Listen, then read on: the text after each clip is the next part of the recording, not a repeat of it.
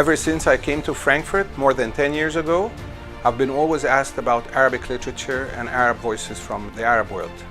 We never had a catalog that can really express what's contemporary now in the Arab world.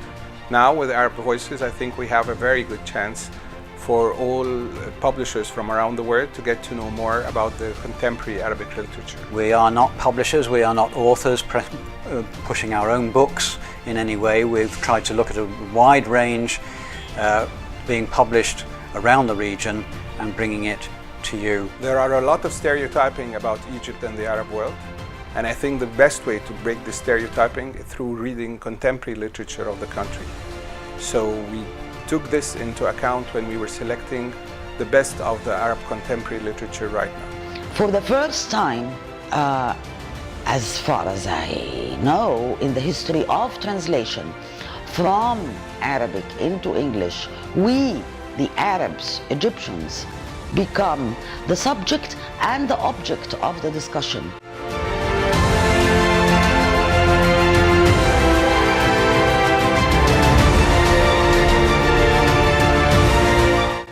My name's Neil Hewison, member of the Arab Voices Committee. I was formerly editorial director of the American University in Cairo Press. Now I'm a freelance translator and editor. I translate Arabic fiction and non-fiction into English. Shireen Abu Naga, Professor of English and Comparative Literature, English Department, Cairo University. I'm Abir Migahed.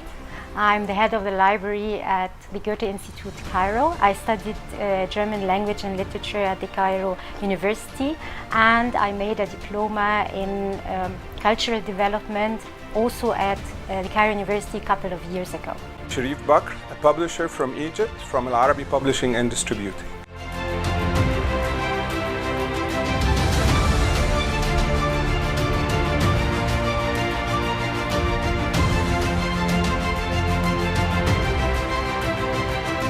Arab Voices is an initiative to bring a wider range of new Arabic writing to the wider world in translation into as many languages as possible around the world. Arab Voices is a catalog where books are presented for translation. Arab Voices is a project that both markets in the Arab world and Europe are in dire need of.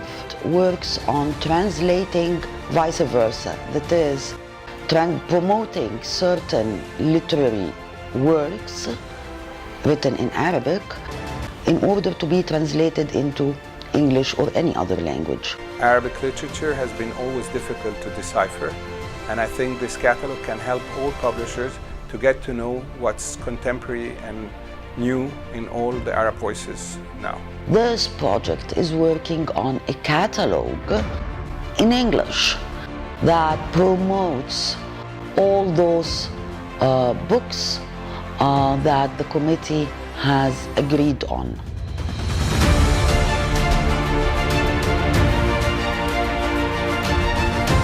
The idea started around 5 years ago, and I had it because I've seen all over the world that every country had its own catalog where they presented the books in order to be translated. 5 years ago, when I was talking to Abir, I found that her graduation project from the Diploma of Culture Development was really interesting and can really be feasible and be doable in the real world. We talked about it, and it was actually also a part of a project within the diploma I made. So we were discussing it, and Sharif liked the idea and he picked it from there, and now we have our project, and I'm so proud about it.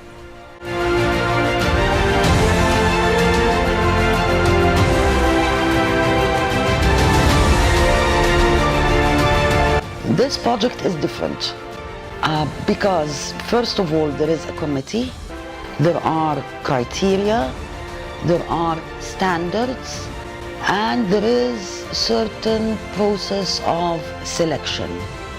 What books could appeal to Western readers, and what do we actually have The Arab Voices Committee was a diverse group of writers, academics, translators, critics, somebody from the Government Translation Authority, trying to bring different perspectives together to discuss the books and decide on a short list of 32. The committee, the Arab Voices Committee, has been working hard, looking at a long list of books published in the last few years, worthy of translation into European and other languages. The committee was carefully selected to represent as diverse as possible, male and female, and as different interests and different backgrounds. So we have foreign who knows Arabic language, and we have Egyptian who teaches and knows international languages or international literature. We tried as much as we could to read the market, what books could appeal to Western readers, and what do we actually have.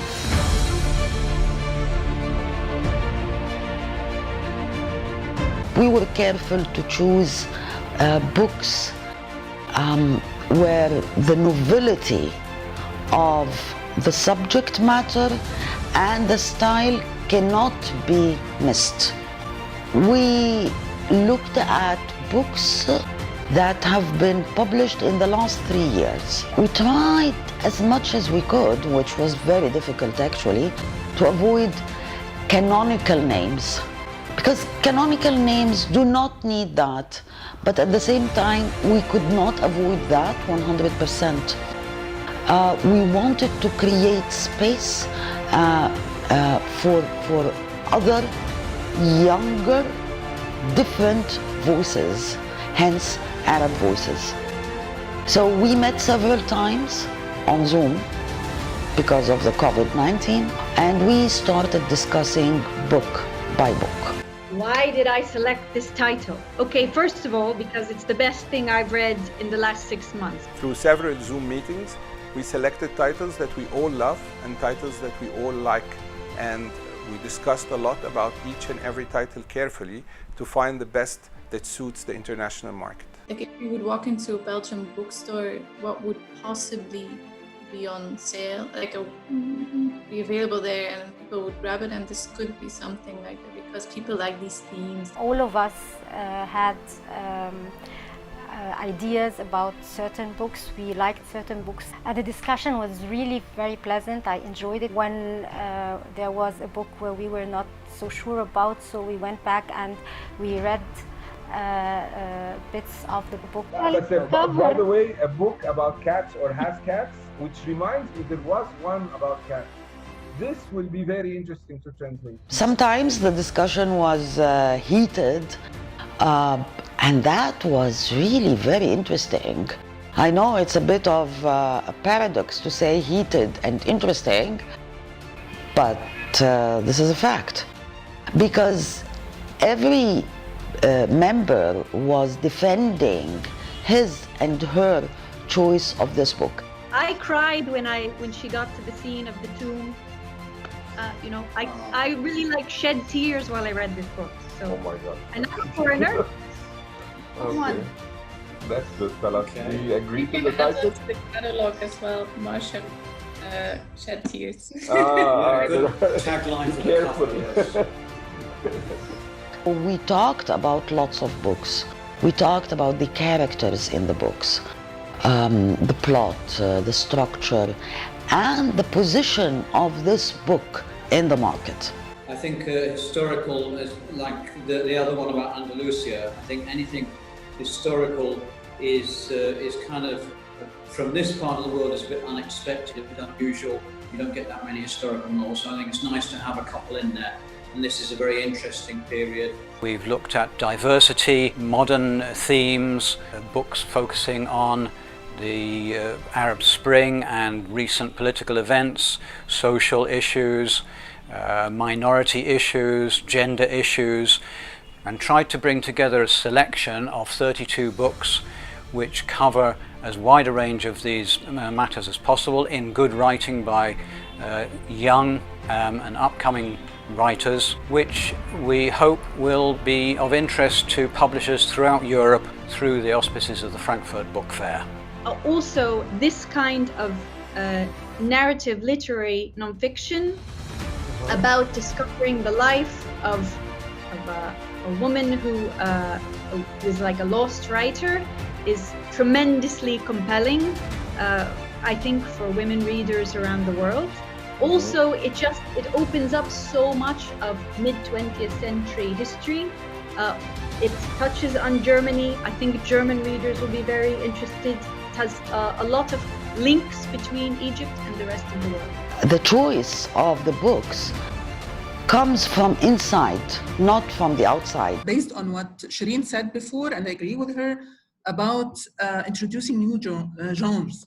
This is something which is autobiography and fiction. It's a mixture between the two genres. 32 different titles were carefully selected to represent an array of different topics that has to do with the Arab world and has to do with Egypt, contemporary life in Egypt right now. We have fiction, we have narrative nonfiction, we have nonfiction, we have books that are thrillers, talk about crimes happening in the past, talking about modern life of Egyptian women, how they live their life right now. I think quite conscious of wanting to bring in a lot of diversity in terms of gender, sexuality, minority. There are several books in the list written by Copts or written even by Muslims about Coptic life, which bring in some of the social issues, important social issues here in Egypt and in the region, looking for issues which are a crossover between local and global. Local having the interest to an outsider, but global having the universal themes and response. And so I think it was altogether very, very interesting set of discussions. And I think in the end the list that we've come up with should be of great interest to a very wide range of publishers across Europe. After all, an Arabic novel is not a document. It is a novel, and it has all the characteristics of any novel. It has to conform to those characteristics. If we manage by this to have one Egyptian book in the New York Times bestseller list, for instance, that would be great. For some reason, this project also immediately created its own reputation, as if it came with its reputation. So writers from the Arab world started writing to us, asking whether they could submit their books or not. And we said, well, this year it's only limited to the Egyptian market, but next year we hope will open up to the rest of the Arab world. We wanted to include so many books, but after all, this catalog is limited. The discussion generated many ideas, many rich ideas, and we decided to save some for next year. Ever since the revolution of Egypt 2011, a lot of people looking for literature coming from this part of the world. And what did the revolution change in the people? I think we selected titles, many titles that can represent really what's new in Egypt and what's happening in the Arab world right now.